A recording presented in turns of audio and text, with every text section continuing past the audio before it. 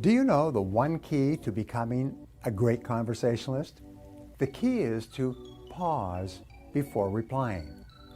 A short pause of 3 to 5 seconds after a person stops talking is a very classy thing to do in a conversation.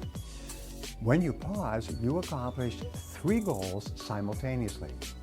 First, you avoid running the risk of interrupting if the other person is just catching his or her breath before continuing. The second benefit is that you show the other person that you are giving careful consideration to his or her words by not jumping in with your own comments at the earliest opportunity.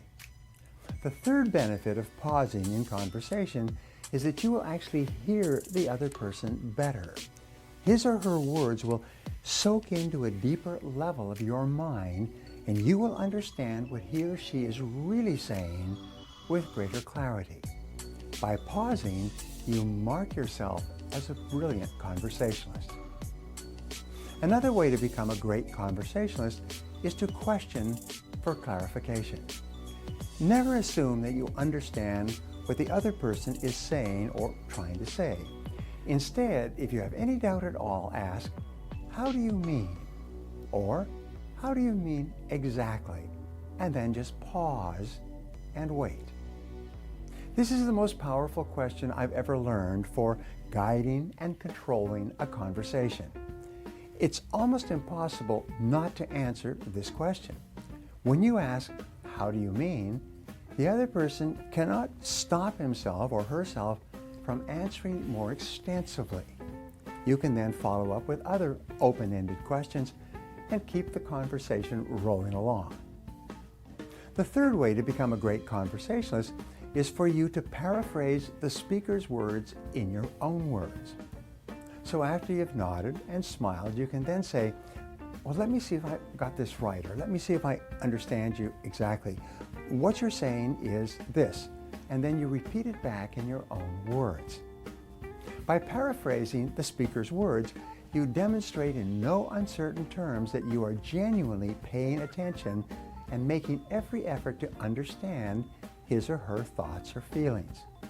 And the wonderful thing is, when you practice effective listening, other people will begin to find you fascinating. They will want to be around you. They will feel relaxed and happy in your presence because when you listen to other people, you make them feel important.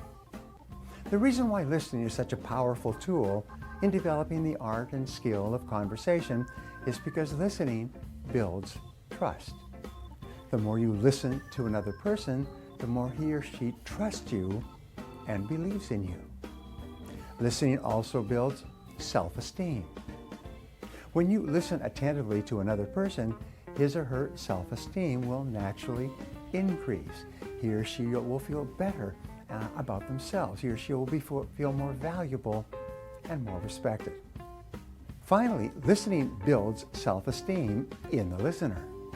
Because your mind can process words at 500 to 600 words per minute, and we can only talk at about 150 words per minute, it takes real effort to keep your attention focused on another person's words.